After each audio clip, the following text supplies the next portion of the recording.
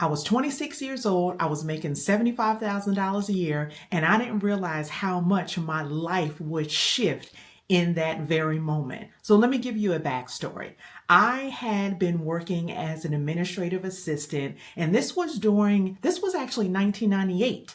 I had just recently moved to Detroit, Michigan, with someone who was not my husband at the time, and it caused all sorts of issues between me and my family. Really, me and my father, who really forbade me. He forbidded me from going to Detroit. He had asked me, "Are you married?" We weren't. We were just dating. In any event, the dude who I went to Detroit with, he was going back to finish his degree, which he did not by chance, but in any event. And at the time, I had been living in DC. Actually, at the time, I was living in Delaware, working as an administrative assistant. I said, that's a job that I will always be able to get, work. So moved out to Michigan with him, and I started working for temp agencies. And you're going to see me glance over because I have my notes. I'm trying to, get this story out in one take because I really pray that it supports someone in realizing that you can do this too. But in any event, if you see me glancing over, it's because I'm looking at my notes to make sure that I hit all the points. So go back, 1998, move out to Michigan with this dude who, again, not my husband. He starts to go, back to school with his classes. I start working with a temp agency. At the time, again, was administrative assistant, and I was working on this particular, it was only a 3-month project, and it was for the Ford Motor Company. And at this particular point, Ford was in this huge litigation. I can't even remember what the litigation was about, but it was myself and 9 other people in this enormous conference room, and we were surrounded by boxes, and we had to go through these boxes in order to find documentation. We had this criteria, this checklist that we had to follow in order to find this documentation that would support them in, this litigation that they were having.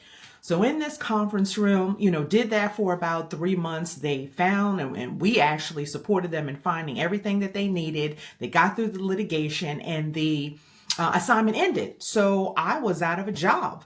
Not 1 month, not 2 months, but 3 months and counting. So the same recruiter that had called me for the temporary assignment working, as an admin, and really I'm going to say a paper clerk because we were looking for, documentation, they had asked if I wanted another administrative assistant role. And I was hesitant at the time. I was really looking to make the pivot and go into law school. But at the time, I had shortly graduated from undergrad. I graduated in 95, so this is 98. I had about $25,000 of debt in admin, had $25,000 of debt from my undergrad, and I really did not want to go into another admin role. I was ready to start law school, but I was like, listen, bank account, I had about $200 in the bank account. Rent was going to be doing about 10 days, 2 weeks. And I was like, a bird in the hand beats 2 in the bush. I was about to hack up that saying, but a bird in the hand beats 2 in the bush. And my parents taught me that, listen, if you have something that you need, you better take it. You can as you're on that path, you can always shift, but make sure if you got something, take it. So even though I was hesitant, I took the admin role. And at that time, it was actually introducing me to Wayne Wheeler. Shout out to Wayne Wheeler. He's the CEO of Data Consulting Group. Wayne, I hope you're still here with us. In any event, Wayne Wheeler. And I went down to his office. This is now, we lived in Southfield, but now I'm going into downtown Detroit. And I'm going to meet Mr. Wayne Wheeler. And he had this agency. Well, first he had a company, and he did staff augmentation. He also did consulting. And then he did one other thing. I don't remember, but I was there to present myself from the temp agency to work with Wayne, or really to be interviewed with Wayne for this administrative assistant role. So the interview was so quick. I guess he looked at me and was like, yeah, this is who we want. And of course, my experience, I had been working, as an administrative assistant for years. So during school, I worked as an administrative assistant. In college, along with other jobs, the Gap, Banana Republic, other retail. But my main my main job, working part-time, going to school full-time and vice versa, was administrative assistant. So I had the credentials, and he tells me, would you be interested in this particular job working on an Oracle implementation? I didn't even know what Oracle was. I was like, listen, you said admin, the role was paying like $35,000 a year. It was going to be a long-term gig, so at least over 12 months, and all that looked good. Because remember, I said I only had $200 in the bank, rent was coming due, all that stuff is what I needed. So I go to the city of Detroit, because again, this is 1998. For those who don't know, this was just a couple of years before Y2K. And if those are, in my generation, that time was off the chain, in the sense that every company was getting ready for Y2K. That was going to be like the biggest, looking back at that, like over 25 years later, it was incredible, because in our minds, everyone thought that we had to get all the systems ready. So pull out all the old, mainframe, blinking dot, black screens, green blinking dots, upgrade systems, because the whole world was going to shut down as soon as things turned in the year 2000. So needless to say, the tech consulting industry, information technology, was popping. It was insane, because everybody is trying to get their systems in order. We ain't even talking about the business processes. Everybody was focused on getting their systems. So the city of Detroit was one of them. And I go on this implementation, and it was enormous.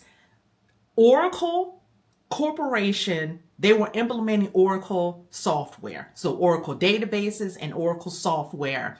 And we had one entire floor in the municipal building of the city of Detroit. And it was I don't even know how many consultants were on this project, but it was massive. So I was assigned, again, as administrative assistant, to support the team. And the team was made up of 10 women. And the women, they were powerhouses. They all came from different backgrounds. So they too had not gotten into tech. Like, they didn't have a computer science degree. They didn't have an IT background. They all had been in different industries. So HR managers, comptrollers, accountants. So everybody had a different background, and it was 10 women, and they're all coming on. They made the transition into tech, and they're working on this project. And a lot of them, this was their first system implementation. This was their first, IT project. And the project was led by Kelly Tinsley. Shout out Kelly if you ever going to look at this. And Frank, I don't know why I can't remember Frank's name, but Kelly and Frank worked for IBM, and then you had Oracle. So you had two huge primes on the project. You had Oracle, in which, again, the city was implementing their database and software, and then you had IBM that was supposed to, support with, the implementation and business processes. And this particular group, it was all about business processes, all about business analysis. So they were all analysis, and I did that role for about, I think it was maybe it was 2 months. In 2 months, I had been seeing this one person, and like I said, huge big room where all, everybody had their little cubes. Every team was separated by these huge partitions. So you had one group of 10 consultants, then you had 15 consultants, then you had like 5 consultants, and we were all categorized by our areas. Well, this one area, which was the front, was the database team. And the database team, that was Mike Harden. Shout out to Mike. It was Leon Williams. It was John Lee Scott. These are people that really served as my mentors, but there's one mentor in particular, I would always see him, and that's Leon Williams. So about 2 months into this role, me being an administrative assistant, and I would do everything for these ladies. I would, write memos, make copies, go get them lunch, go run and get them coffee, just the typical admin roles, whatever they needed at the time, make PowerPoint presentations for them. And I would see Leon, and then one day Leon approaches me and he asks me, he says, do you know what a senior consultant does? Now, by proxy, I kind of knew what a senior consultant did because me being an administrative assistant, I was supporting the consultants, all these 10 women, but I really didn't know what that meant until he gave me a job description. So he must have given me 5 or 6 pages of job description: senior consultant, business analyst, senior business consultant, consultant, all positions working for Oracle Corporation. Because as I was seeing Leon and then we started to talk, I didn't realize that he was a practice manager for one of the call centers in Oracle. So after he gave me that, and in addition to all the job descriptions, he then showed me the salaries. And the salaries on these pages were ranging between $60,000 to $75,000. Now remember, I'm only making $35,000. So of course, I take it home that evening. I'm thinking about it actually that evening in a couple of days. And then I see Leon again. I always call Leon Hollywood because he would always had something, either Gucci or Versace, whether sunglasses, belt. He had these fly shoes and his hair he kind of reminds me of one of the Isley, Ron Isley of the Isley brothers. That is so to give you a framework, I mean, again, he was straight up Hollywood. He still is. And I came back a few days later and I was like, yes, I'm interested. And he was like, okay, perfect. I said, I want to go for it. I want to get one of these roles. I want to work for Oracle. And then he says, perfect. He said, next week, our practice leader, so the practice director, John Lee, rest in power, John. He passed away a few years ago. So John Lee, so I had John Henry Scott. I may have said John Lee Scott, but John Henry Scott was in the same group working with Leon. Again, he also became one of my mentors, but John Lee was coming into town. He was a practice director and he was also the hiring manager. So he made the decision who was going to be, in this role. And Leon coached me through it. I was so freaking nervous to be sitting around with these, powerful men. I was the only woman. I was 26 at the time. I'm sitting around and they're talking in a language that I'm not understanding, because you had John Lee, who was the practice director. You had Leon Williams, you had Mike, you had John, and they're all talking, legal, technical jargon. And I'm trying to interject when I can.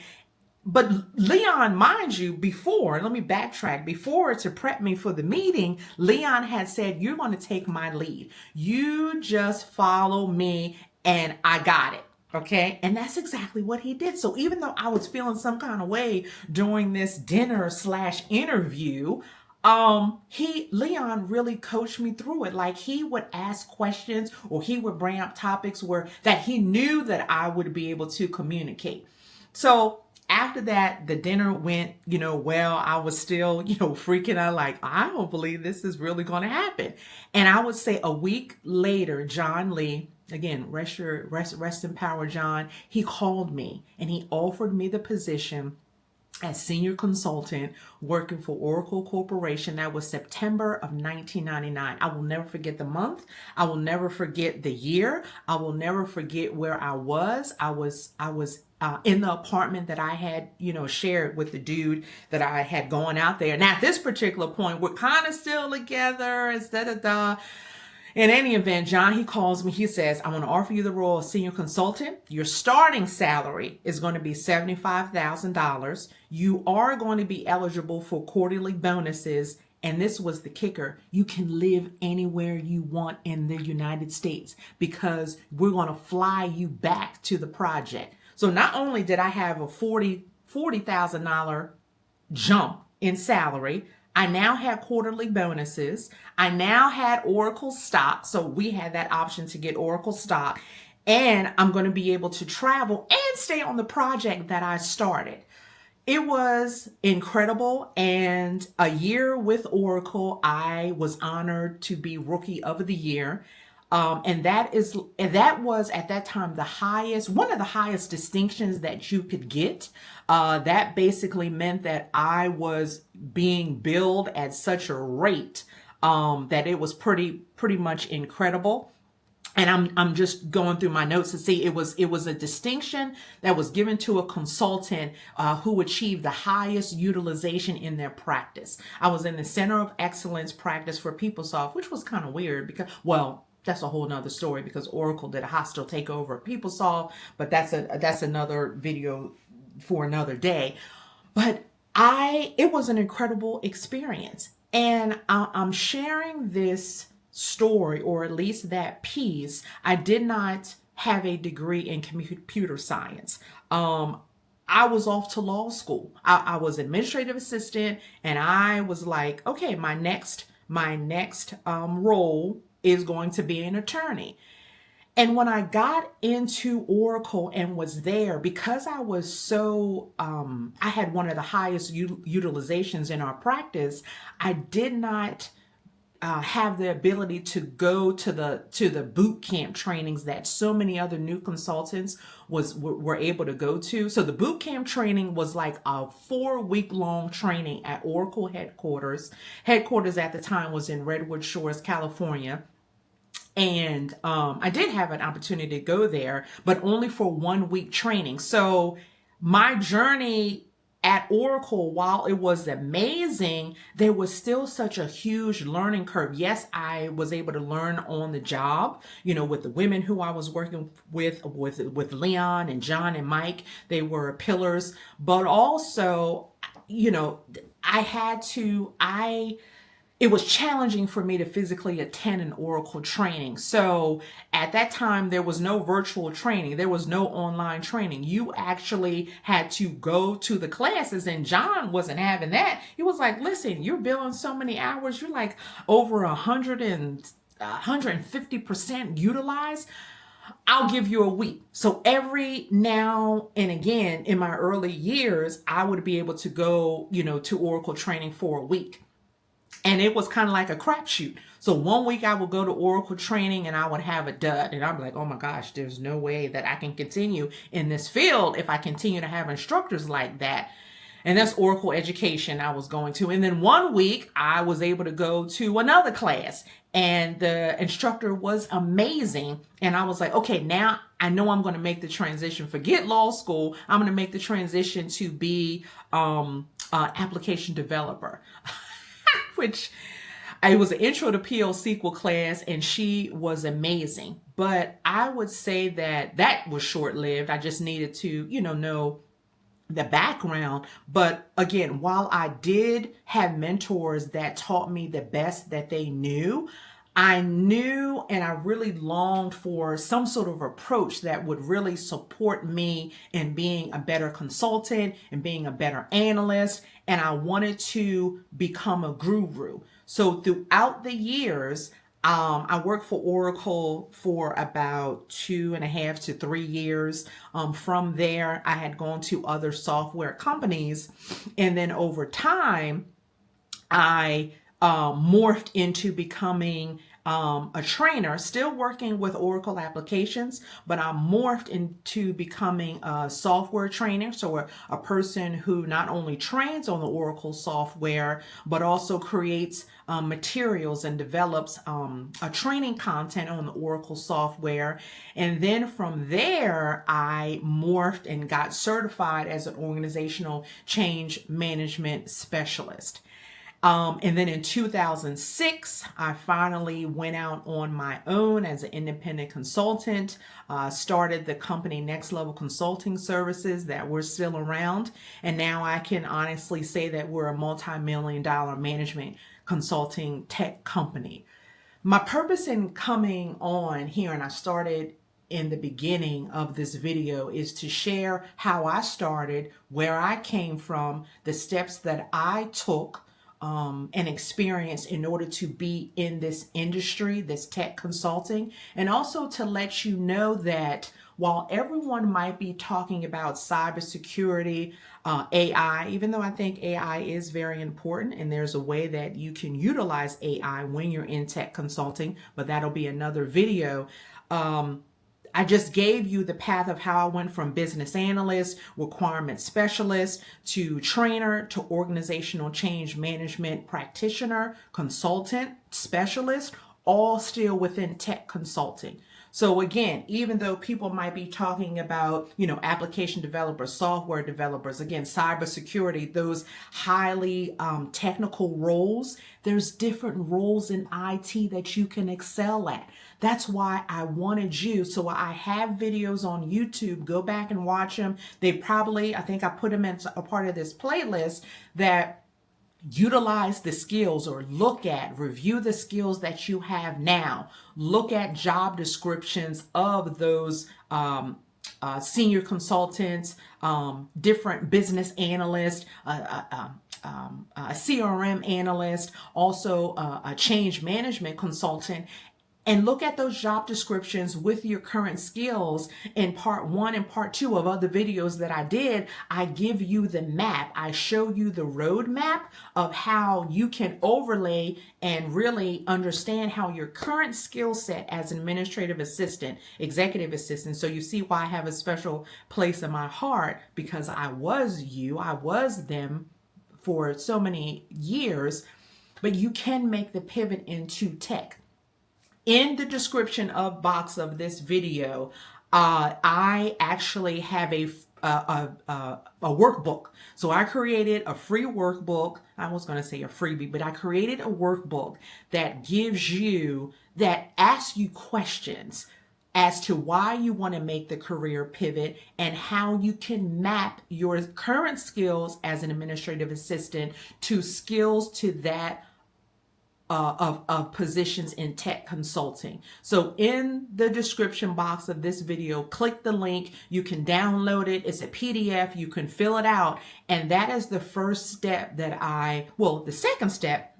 It's the first step leading into the second step of what I want you to do. Because again, if I can do it and it's been years later and I'm still in this tech consulting field, you can do it as well. I'm going to ask you to continue to follow me. If you don't follow me, please subscribe, because this is just a little diversion of the parts that I'm going to be taking you on. So we already have part 1, we already have part 2. It's a multi-part roadmap so you can know how you can make the pivot from administrative assistant, executive assistant into tech consulting. In the comments, put in below, say I'm ready. Let me know, and I cannot wait to see how this journey is going to transform your lives. But again, make sure you subscribe, because you get to be ready for part 3. And in part 3, I'm actually going to be giving you more information on specific roles that I was talking about. Is that part 3? Let me check. I'm good. I know. And I don't even know if I'm going to edit this out. But part 3 is going to be